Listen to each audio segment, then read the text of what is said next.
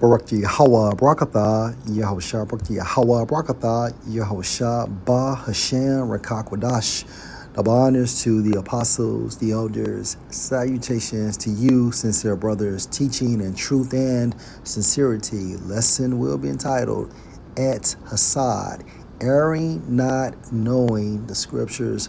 Lord will, you are edified. Video was inspired by a video composed by Elder Monatazak. His YouTube platform, GMS South Carolina '08. Subscribe and be edified. Video entitled Brother Hasad, America will be nuked, but Russia will not rule. What happens? After Babylon gets taken down, who rules after that?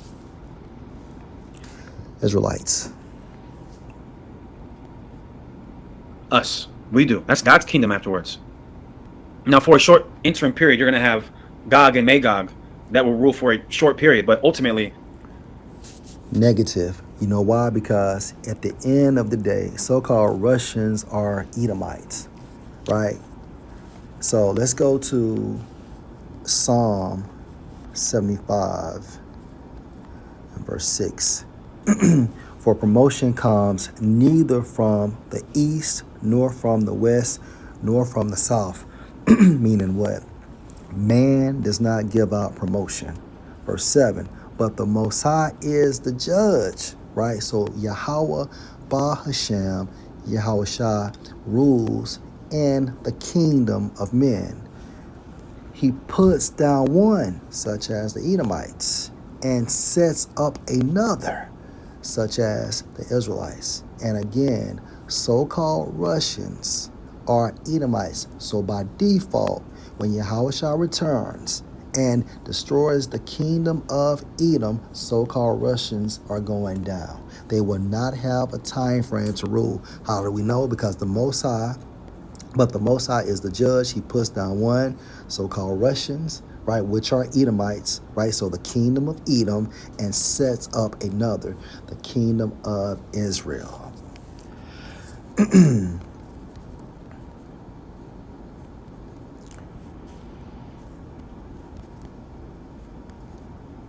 Psalm 110:1, a psalm of David. Yahweh said unto my Lord Yahushua, sit you at my right hand until I make your enemies your footstool.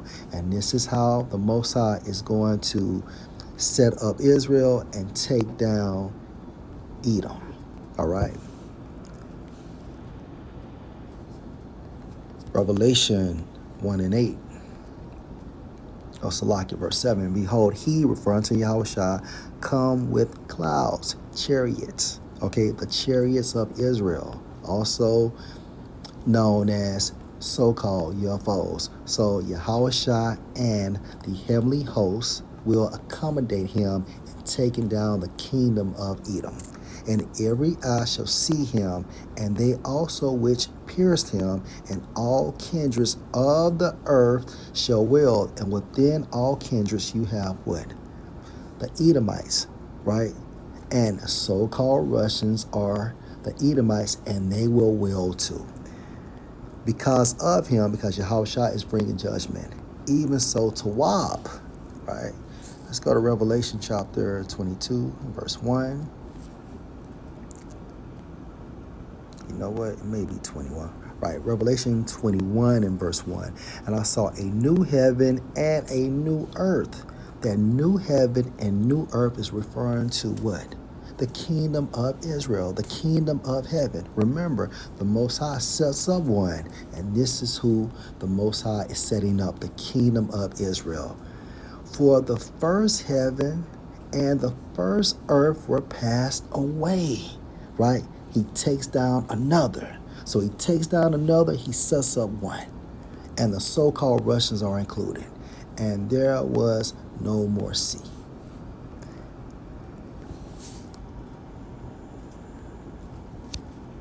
Let's go to 2nd Ezra, chapter 6 and verse 7.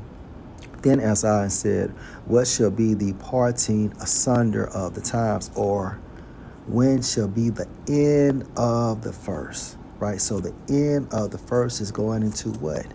The the kingdom of Edom. And we're in the end of Esau's rulership. And the beginning of it that follows, the beginning of it that follows is referring to what? The kingdom of Israel. Going back to the initial precept.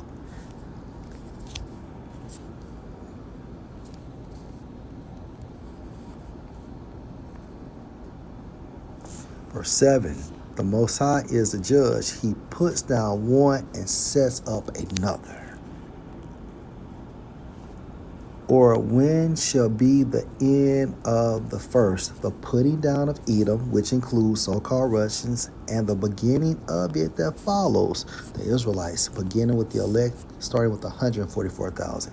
Verse 8, and he said unto me, from Abraham to Isaac, when Jacob and Esau were born of him, Jacob's hand held first the heel of Esau, for Esau is the end of the world, and Jacob is the beginning of it that follows. And the reason why Esau had a world or a time frame to rule, you go into what? Genesis, the 27th chapter, going into the blessing, when Esau begged Isaac for a blessing.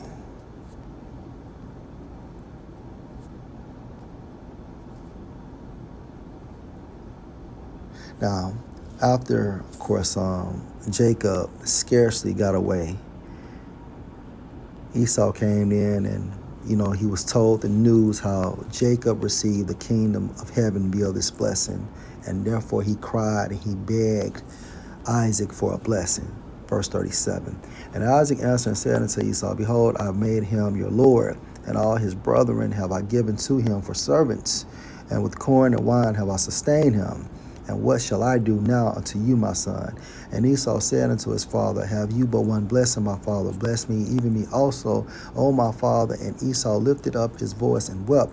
And Isaac his father answered and said unto him, behold, your dwelling shall be the fatness of the earth and of the dew of heaven from above.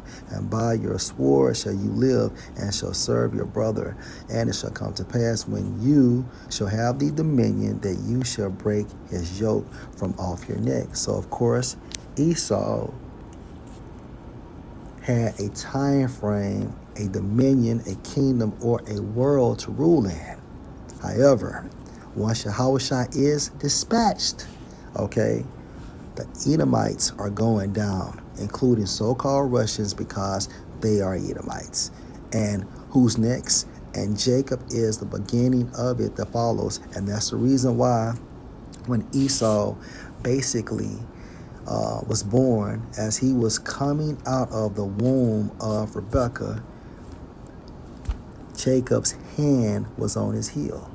So in a nutshell, if you think about it via the spirit, leaving Jake, well, you know what? Let me just hold that. Let me just refrain from that thought. I don't want to get too deep,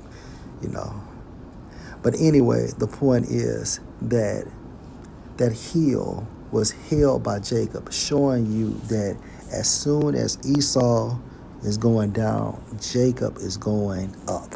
Okay? And that's the translation. As he's going down, we're going up. Lord, will you edify in Hasad? You err not knowing the scriptures. Let me get that too.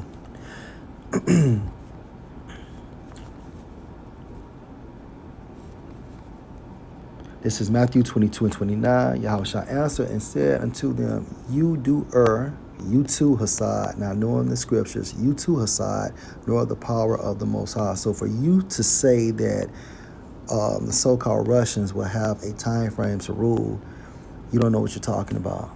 That is not scriptural. All right. Lord, will you edify? Shalom.